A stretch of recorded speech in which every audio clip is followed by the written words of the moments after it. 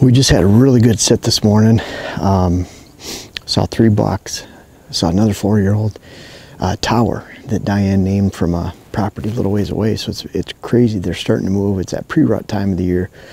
And with the cold fronts coming next week, it's just going to explode. Not only with deer activity and deer movement, but deer getting shot. You know, next week's going to be that period where, you know, there's already been some great bucks. We had a great hunt on Monday. This past Monday, I think it was the 14th, where we saw 10 bucks. And, but boy, the number of bucks that are going to fall next week are going to just explode. And it's that exponential growth right now of deer getting shot. So next week will be the week. And it brings up a topic about blood trailing deer and tracking deer. And I could go into, you know, how long it takes for a deer to die with a liver shot, a high liver shot versus a low liver shot, or a gut shot versus an intestine shot. You know, there's a lot of information out there about that, and maybe I'll go through that briefly towards the end. But there's something about blood trailing and tracking that I think I'll hit once every hunting season. It's really, really important. There's some topics I could hit once and never hit again. But this is a topic that is so important to me. I remember speaking about this 15 years ago. It's something that has been near and dear to my heart, because if a deer is mortally wounded, I believe that you should be able to find that deer 95% of the time or greater throughout your hunting career, throughout your hunting experience. And you should rarely lose a deer that's mortally wounded. People say, yeah, that's true. You know, a lot of people think, well, they didn't find the deer, so it wasn't mortally wounded, and that probably couldn't be further from the truth. And the reason I say that you should always be able to find that deer that's mortally shot is because if you make decisions after the shot that are appropriate and are right and the correct course of action, then you should rarely lose that deer that is shot, because they're not going to go that far. They're going to go to the first 200-300 yards of cover. They're going to lay up and die. It all starts right after the shot. Not how to find blood below leaves as you're trailing a blood, you know, buck. I mean, all that kind of stuff, you know, blood up on top of trees, and you can guesstimate how high that shot is. Of course, what side of the deer shot, what type of blood, what type of organ you hit. Those are all great things to know. But before you even get there, most people have ruined their opportunity to recover that deer, and it doesn't have anything to do with how you can identify where you hit it, how high it is on a tree, if you can find one speck of blood on the bottom side of a leaf as a deer is going through an oak forest, let alone finding blood out in this goldenrod out here is just really hard. That brown garbage, brown leaves and pine needle is really tough. After you shoot that deer, of course, you want to make sure exactly where it went. Mark something, a tree. You know, that's good advice, and it's given by a lot of people. The next step, though, is so critical. You have to sneak out of that tree, whether you wait a half hour. It all is determined by if you think you're going to be able to spook that buck if he's not mortally wounded immediately. You know, meaning he's not dead already. Then you have to sneak out of that stand. You have to walk away from the stand. And you think about it, if you force that recovery too quickly, attempted recovery, when a deer is mortally wounded and they go 200-300 yards and they lay up in that first patch of thick cover, you know, 95% of the time they're going to die right there or more, and unless you push them. Well, think about it. That deer, it's opposite reaction with hunters in intentions. That hunter wants to go.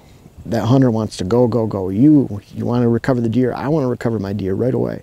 We want to get into the woods. We have to hold back from going into the woods. A buck, on the other hand, he's sitting there. He wants to stay.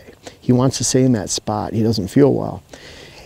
The problem is, if he sees you, hears you, or smells you, he's gone.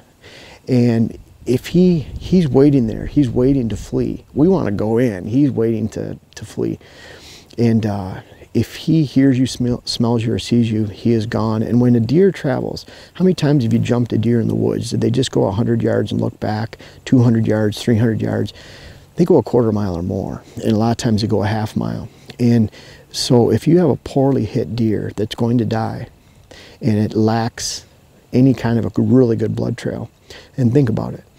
Pretty good deer trail or blood trail up into that 200-300 yards where he lays up.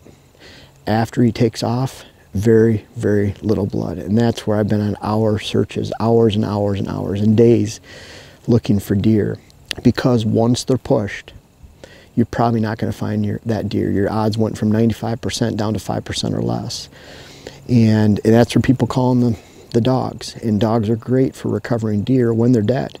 But when they're not dead, I've seen some GPS trails that have extended over 5 miles, where dogs just kept pushing that deer over 5 miles, eventually push it into an area where it mixes up with other deer, the scent gets old, and they don't find it.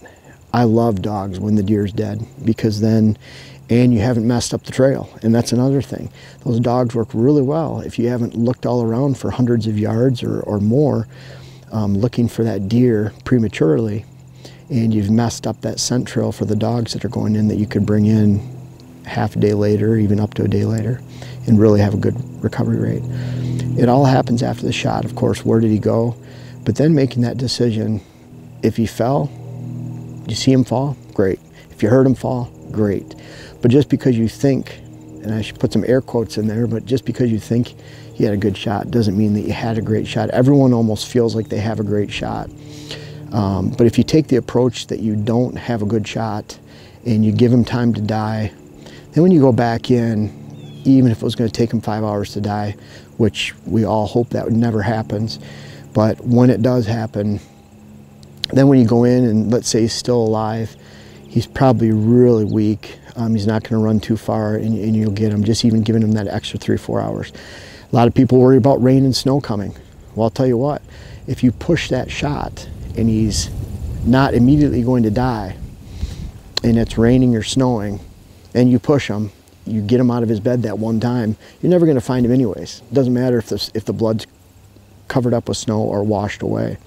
And there's always that habitat out there that's really tough. Some of this weedy grass area is really tough. But when you have a deer that's only going 200-300 yards, which is almost all deer when they're shot with a bow, gun, whatever, when they're wounded, even if you have rain or snow come, you can find that deer, get a few buddies. I always enjoy tracking jobs. You have to make those good decisions after the shot. Give it time to die. Don't rush it. Once you spook it, it's gone. I'm going to say this every year, so I apologize, because this is something I'm going to hit often, and I can honestly say that I've had one mortally wounded deer that I've shot.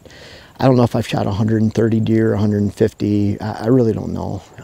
I lost track about 15 years ago at maybe 80 or 90, somewhere around there. And so I don't know how many I've shot, but I've not recovered one that died a quarter-mile away. This is back in the 90s, and the neighbors found them. And I've shot some that I didn't find, and I ran to the last drop of blood day later, 2 days later. And then I was able to shoot those deer again 10 days, 3 weeks, over a year later, get my broadheads back, know that it was that deer, or see that a deer I shot wasn't mortally wounded. And so nothing's ever perfect with a bow and when it comes to archery.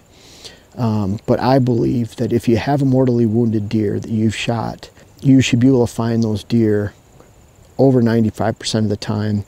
And again, it doesn't go on, a high liver shot is a 45-minute death. A low liver shot could be 2 days. An intestine shot could be 2 days or more. A gut shot is usually 5 or 6 hours where you have food, specs on.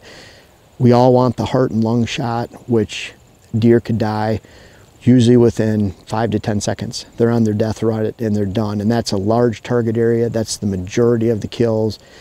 That's what we should all be aiming for. And I don't want a deer to live over 10 seconds. We had a deer last year during muzzleloader that lived about a minute, and I didn't like that at all. We were able to get a second shot on him and get him down. It was a real surprise. He was still on a doe's trail. I believe he was still doe trail, and he was still hot on her trail, and he was rutting. And I just think they do some weird things at that time. But regardless of what happened, I didn't like him to live a minute. It all goes back to your decisions that you make in the tree stand. Try to avoid the temptation to walk 30 yards and see where you hit, because he's probably sitting 200 yards away, and he'll hear you, see you, or smell you, unless you have these deep drop-offs like we do around in the ridges. I want you to recover all your deer, and I think it's pretty easy to do so when they're mortally wounded. I'm not saying that disrespectfully to bow hunting in general, or arrows and killing deer. It's just the fact that if it's wounded, if it's mortally wounded, and you make good decisions right after you make the shot, give that deer time to die, you will find that deer very, very high percentage of the time. And I hope you're all already practicing this out there. But for those that aren't, again, the pre-ruts next week, it's coming up. Whether you're watching this in the early season, middle of the season, there's going to be a lot of deer that are killed over the next 3 weeks during the rut. And I hope that some deer, whatever that number, are found at a higher percentage because of this video and because of others like this out there, whether it's on my channel or some of the other channels out there.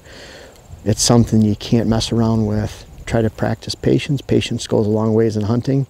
It certainly goes a long ways when you're blood trailing a deer. And good luck this season. I hope you have a lot of deer to track, and I'm hoping I do over the next week, because these conditions for pre-rut are coming up. Check that out in another video, and making sure that you know which days not to miss in the forecast this season and for every season beyond.